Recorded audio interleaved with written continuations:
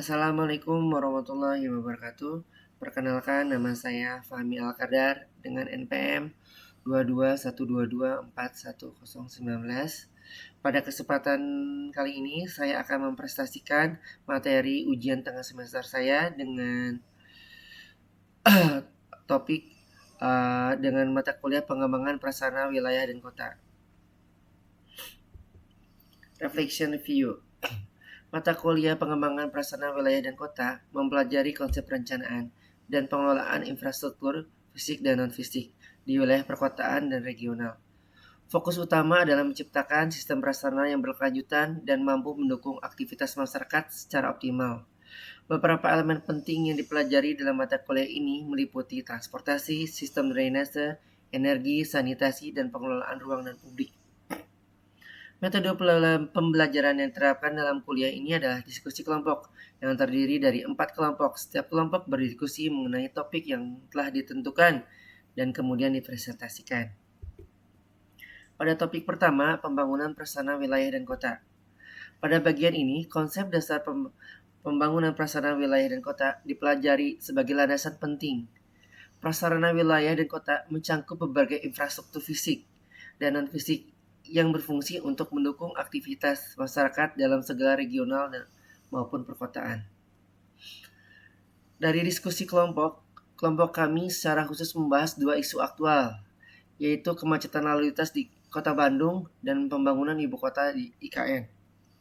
Kemacetan di Kota Bandung disebabkan oleh peningkatan jumlah kendaraan yang tidak seimbang dengan kapasitas jalan yang kurang optimal, transportasi publik serta manajemen lalu lintas yang belum maksimal, dan solusi yang diusulkan mencakup peningkatan transportasi massal, perbaikan infrastruktur jalan, dan penerapan teknologi transportasi sistem atau ITS. Sementara itu, pembangunan ibu kota di Kota Nusantara atau IKN menjadi topik diskusi yang menarik terkait pengembangan prasarana kota yang sepenuhnya baru.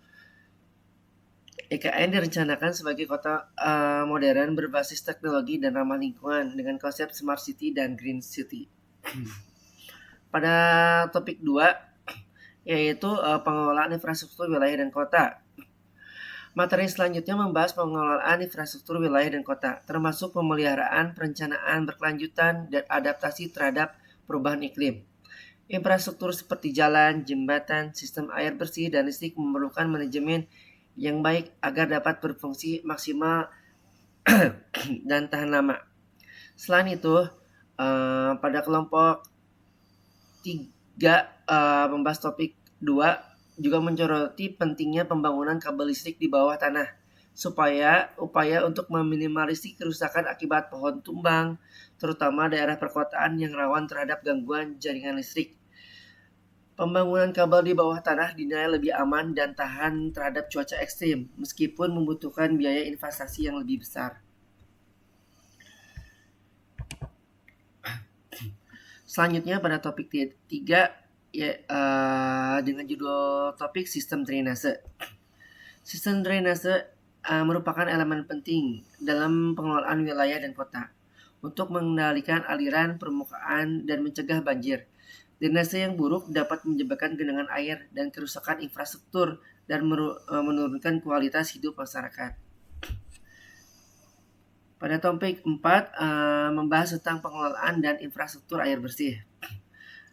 Pada topik ini, pembahasan berfokus pada pentingnya pengelolaan air bersih yang berkelanjutan di wilayah perkotaan. Salah satu contoh terbaik dalam pengelolaan air bersih adalah Singapura New Water Project.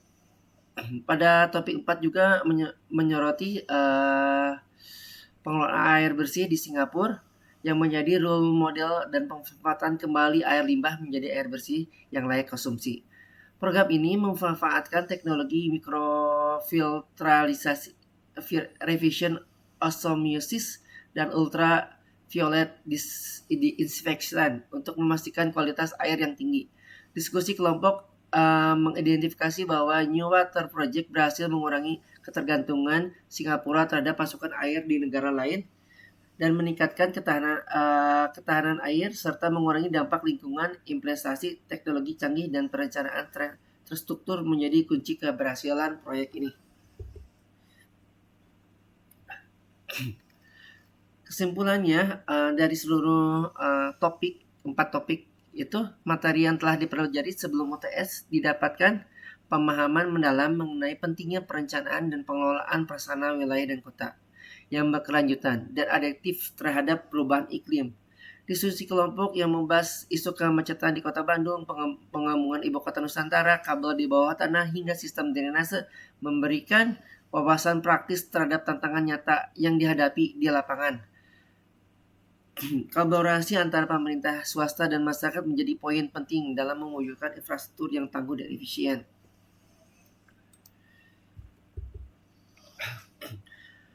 Kesan yang saya dapatkan dalam pembelajaran ini, selama proses pembelajaran, metode diskusi kelompok yang terdiri dari 4 kelompok memberikan pengalaman yang sangat berharga. Tidak hanya memperdalam pemahaman materi, tetapi juga melatih keterampilan komunikasi. Yang kedua adalah tugas mereview jurnal. Yang saya review jurnal adalah tentang identifikasi penataan sistem drainase berkelanjutan di kawasan Kota Lama Semarang. Pendahuluan. Kota Lama Semarang merupakan salah satu kawasan bersejarah yang berada di tepi sungai Mibrok dan menjadi objek wisata ikonik di Kota Semarang. Sebagai kawasan wisata, infrastruktur yang baik termasuk sistem drainase menjadi elemen penting dalam menjaga kenyamanan dan daya tarik wilayah tersebut. Namun, permasalahan yang sering dihadapi adalah tidak optimalnya fungsi drainase akibat perubahan tata guna lahan serta rendahnya kesadaran masyarakat dalam menjaga kebersihan saluran. Metode penelitian. Metode penelitian ini menggunakan pendekatan kumulatif dengan teknik pengumpulan data berupa observasi lapangan, dokumentasi, dan data sekunder. Pada observasi lapangan dilakukan untuk mendapatkan data langsung mengenai kondisi fisik jaringan drainase di lapangannya. Dokumentasi meliputi pengambilan foto, kondisi existing dan saluran drainase sebagai bukti visual. Dan yang terakhir ada data sekunder, mengkaji penelitian terdahulu sebagai landasan dan penyusunan laporan. Data yang diperoleh kemudian diolah menggunakan metode analisis deskriptif untuk menggambarkan permasalahan dan kondisi existing secara naratif. Hasil pembahasan. Hasil dan pembahasan terdapat kondisi jaringan drainase di kawasan Kota Lama Semarang mayoritas berbentuk drainase tertutup. Meskipun secara infrastruktur sudah tertera, terdapat beberapa permasalahan utama. Permasalahan pertama yaitu genangan air dan penyumbatan saluran yang diakibatkan oleh penumpukan sampah seperti plastik dan material bangunan penyebab saluran tidak berfungsi optimal. Yang kedua adalah minimal perawatan berkala mempengaruhi kondisi tersumbatnya saluran. Terus ada ahli fungsi lahan. Peningkatan lahan terbangun mengurangi area resapan air sehingga air hujan tidak dapat terserap maksimal dan menyebabkan genangan. Yang ketiga adalah kurangnya kesadaran masyarakat mengenai pentingnya menjaga kebersihan drainase masih minim sehingga masyarakat kurang peduli dalam menjaga saluran tetap bersih. Selanjutnya adalah konsep pengembangan drainase berkelanjutan. Penelitian ini menawarkan solusi pengembangan berbasis Sustainable Drainage System atau SUDS yang berfokus pada penerapan sumur resapan di titik-titik strategis. Konsep ini bertujuan untuk satu, mengurangi genangan air, meningkatkan infiltrasi air atau penyerapan air secara langsung ke dalam tanah, menambah cadangan air tanah. Yang terakhir adalah menekan risiko banjir lokal. Area yang rawan genangan diharapkan dapat lebih kering meskipun terjadi hujan yang sangat lebat. Kelebihan dan keterbatasan penelitian. Kelebihan penelitiannya, penelitian ini berfokus pada pengembangan berkelanjutan yang relevan dengan isu yang urbanisasi dan solusi yang ditawarkan berbasis infrastruktur alami yang ramah lingkungan. Keterbatasan penelitian, tidak ada data kumulatif yang mengenai kapasitas drainase dan volume serapan sumur resapan, kurangannya simulasi dan prediksi dampak penerapan sumur resapan dalam jangka panjang, dan minimnya pembahasan mengenai kolaborasi antara pemerintah dan masyarakat setempat. Kesimpulannya, penataan sistem drainase di kawasan Kota Lama Semarang memerlukan perhatian lebih dalam menjaga kebersihan dan optimalisasi fungsinya. Penerapan sumber resapan merupakan langkah strategis yang sejalan dengan konsep drainase berkelanjutan, namun diperlukan dukungan dari pemerintah dan kesadaran masyarakat untuk menjaga keberlanjutan sistem ini.